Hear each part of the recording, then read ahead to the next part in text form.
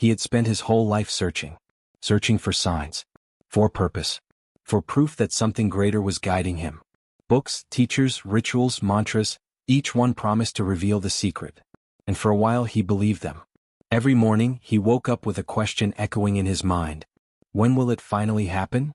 The miracle, the breakthrough, the moment everything would make sense. But the more he searched, the further it seemed to move away. It was like chasing his own shadow. The harder he ran, the faster it disappeared. He tried to visualize, to manifest, to repeat affirmations until his voice went numb. Still, nothing changed. Days blurred into months. He began to wonder if all the talk about energy and attraction was just another illusion. Until one evening, something strange happened. He was sitting in silence. No music, no meditation. Just tired of trying. The search had exhausted him. He closed his eyes, not to focus but to rest. And in that pause, in that moment of surrender, something inside him loosened. A peace he hadn't felt in years began to rise from deep within. No mantras, no technique, just stillness. And in that stillness, a voice whispered, calm and clear like the breath of the universe itself. You were never meant to chase what's already here. He opened his eyes slowly. The room looked the same, but it felt different, as if the air itself had softened. He looked around, and for the first time, noticed how everything in his room was exactly where it needed to be. Nothing missing, nothing out of place, no urgency, no lack. He realized he had been living as if life was somewhere else, as if peace was waiting for him after the next success, the next sign, the next goal. But now in that quiet, he could feel the truth. Everything he had been searching for had been quietly waiting for him to stop. He laughed, not out of joy, but out of recognition. All this time, he had mistaken seeking for becoming. He had been asking the universe to deliver what his energy was denying. Because as long as he was searching, his vibration said, I don't have it. And the field, faithful and neutral, simply mirrored that back. He whispered to himself, maybe manifestation isn't about finding. Maybe it's about remembering. He closed his eyes again, this time not from exhaustion, but from presence. He breathed slowly, and in the quiet rhythm of his breath, the truth unfolded. The miracle was never hidden. The breakthrough had always been happening. He just couldn't see it through the fog of effort. He realized that the universe doesn't reveal itself to the one who demands, but to the one who allows, because allowing is the language of trust, and trust is the vibration of creation. He placed a hand over his heart. It was warm, alive, steady.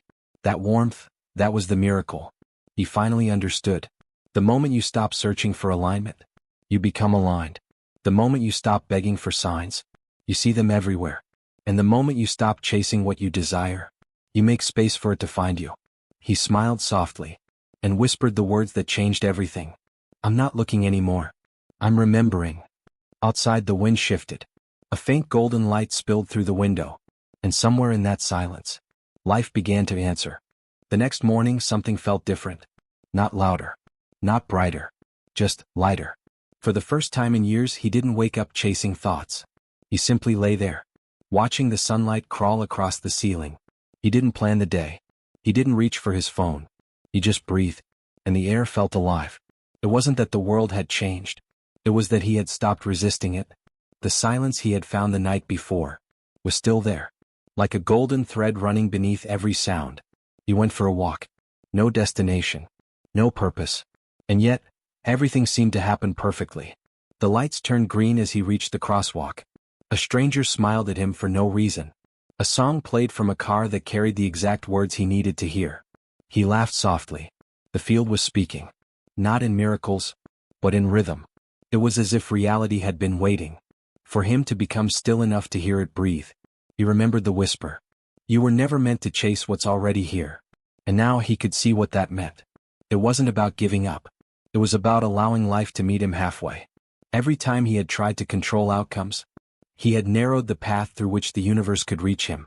Now, by letting go, he had made the entire sky his highway. He stopped at a cafe he had never noticed before. It wasn't fancy, but the moment he walked in, the smell of coffee and soft music wrapped around him like memory. The barista handed him a cup and said, "Someone already paid for this."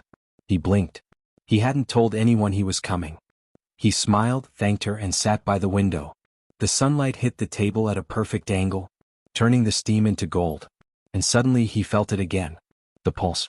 Not a heartbeat, but that vibration from the night before. The one that seemed to move through everything. He realized he wasn't just witnessing life. He was part of its choreography.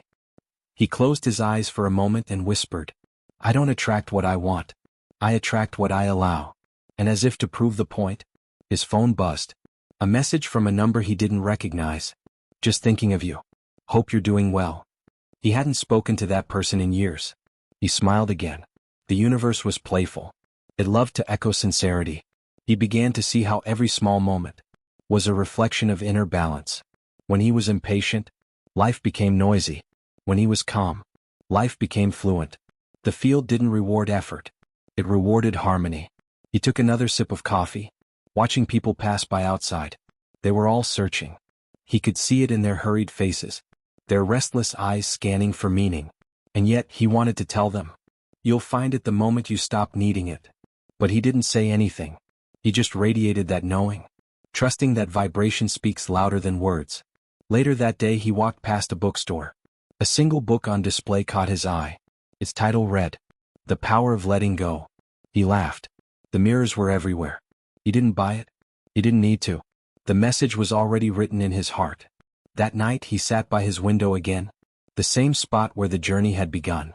The city lights shimmered like stars fallen to earth. He placed his hands on his lap, closed his eyes, and listened. This time the silence wasn't empty. It was full. Alive with 1,000 possibilities swirling quietly. He realized that nothing he desired had ever been missing. It was simply waiting for his permission to appear. He whispered softly, "I am not waiting for life to begin. Life has been waiting for me to arrive." And as he said it, something inside him clicked, like a key turning in the lock of existence. A peace deeper than words flooded through his body. He felt weightless, infinite, as if the boundaries between him and the world had dissolved completely. He understood then that allowing wasn't passive. It was powerful. It was the highest form of participation. Because when you stop searching, you stop separating. And in that unity, everything begins to move. The next morning, he would wake not as a seeker, but as a participant in the divine flow. But for now, he simply sat in the golden quiet, smiling at the truth he had been chasing his whole life. Everything I wanted was already trying to reach me. I just had to stop running. The days that followed were quiet, but not the silence of emptiness. It was the silence of alignment. Everything began to move on its own. He no longer pushed. He no longer asked. He simply noticed. Small things, subtle things. The kind that most people call coincidences. But he knew better now. He understood that the universe never shouts. It whispers in precision. A call that came at the exact second he thought of a name. A payment that arrived earlier than expected. A stranger who repeated the same phrase he had written in his journal that morning. It wasn't random. It was the rhythm of resonance. Life adjusting to the frequency he finally learned to hold. He had stopped trying to manifest. He had started to participate. Because manifestation wasn't a command. It was a conversation. And now, for the first time, he was listening as much as he was speaking. Each day he woke up without plans. He simply tuned in. He would ask quietly, "Where would love move today if it were me?" And then he followed the feeling. Sometimes it led him to work. Sometimes to rest. Sometimes to people he had never met before. Souls who carried pieces of the same puzzle. The more he trusted that guidance, the more precise the flow became. Bills were paid in unexpected ways. Delays became blessings. Losses revealed opportunities that had been invisible. It was as if life had stopped being separate from him. He was inside it, and it inside him. He noticed that the more grateful he became for the present moment, the faster reality responded. Gratitude wasn't a technique anymore. It was recognition. And recognition was the signal that told the universe, "I see what you're doing. Continue." One afternoon he found himself in the park, watching children play under the golden sun. Their laughter rose like music, pure, effortless, free. He realized, they aren't trying to create joy. They are joy. That's why life responds to them instantly. He smiled. Maybe enlightenment wasn't about understanding. Maybe it was about returning to that innocence.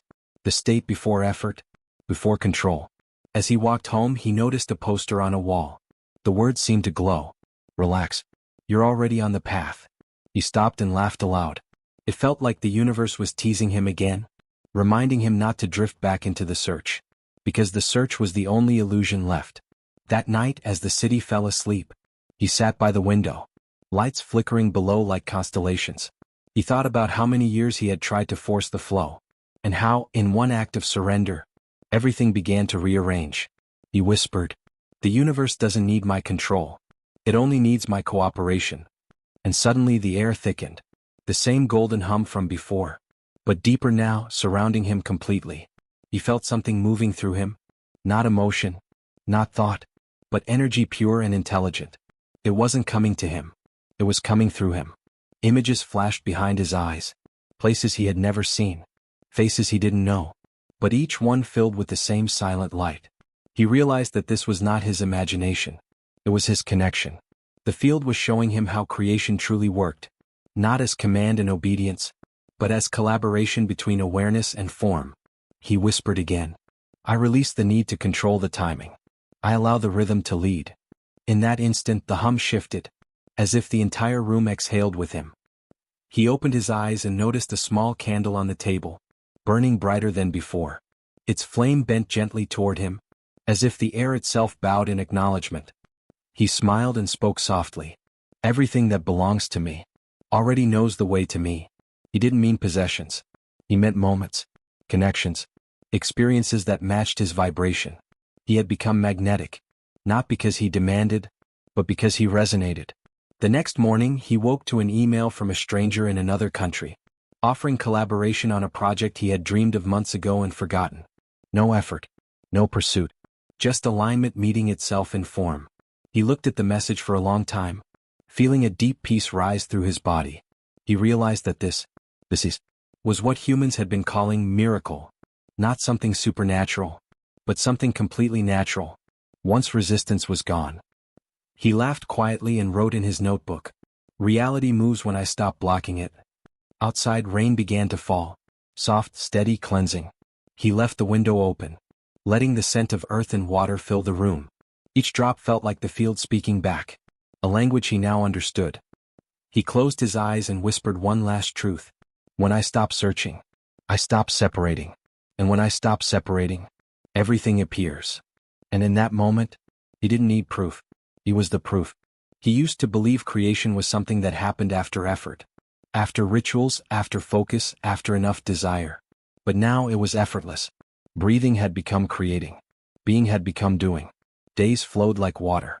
Nothing felt forced anymore. If something didn't move easily, he no longer pushed.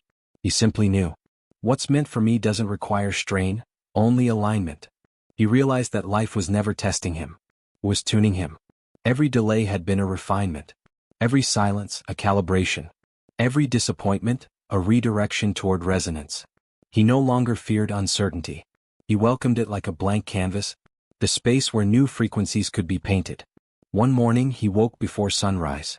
The air was cool, the world still asleep. He stood by the window, watching light spill slowly over the horizon. He whispered, "It's not that the universe started answering me. It's that I finally learned how to listen." And listening had changed everything. He could feel the pulse of the field even in simple things. The way leaves shimmered when the wind passed. The way his breath synced with the rhythm of the ocean far away. It was all one motion. A dance without a dancer. He began to live like a note inside a song. Not separate from the melody, but essential to it. Every moment was a conversation now. Every action an offering. Every silence an answer. He no longer waited for signs. He was the sign. When he smiled, the air shimmered. When he walked, people around him softened. When he spoke, words carried a vibration that lingered. He understood now what true power was. Not control, not persuasion, but coherence. Because a coherent being doesn't chase outcomes. He allows outcomes to orbit naturally around his state. He wrote in his notebook, "The highest form of creation is effortless presence." And below it, "When you stop asking for proof, life becomes proof." That sentence felt like the final piece of the code. He closed his eyes, feeling a wave of stillness move through him. In that stillness, something vast awoke. Not a vision, not a thought, but awareness itself expanding. He saw his entire journey, each moment of frustration and faith, each rise and fall of emotion, and realized that none of it had been wasted. Every struggle had been a doorway. Every unanswered question, a lesson in surrender. Every pause, a pulse of creation waiting to emerge. He whispered. There was never separation. Only perspective. And with that, the illusion of distance dissolved. He wasn't in the universe. He was the universe, expressing itself as human, just for the joy of remembering. A gentle breeze entered through the window, carrying the scent of rain and sunlight. He smiled, letting it touch his face. The world didn't feel external anymore. It was intimate, immediate, alive. He understood now that appearing never ends. Life is constantly revealing itself to the level of awareness that perceives it. The more he trusted, the more it revealed. The more he surrendered, the more beautiful it became. He picked up his pen one last time and wrote. The search ends. The dance begins. Then he underlined one word. Allow. Because that single vibration contained everything. Trust, peace, abundance, creation, love. He whispered softly, his voice melting into the still morning air. Thank you for teaching me how to stop. And the universe, as if answering through the first rays of sunlight, seemed to whisper back. And thank you for remembering how to be. He laughed quietly, not from surprise, but from recognition. It was the same voice he'd heard the night he surrendered, the same presence that had never left, because the truth was simple, and now he could finally live it. When you stop searching, everything starts appearing, because it was never missing.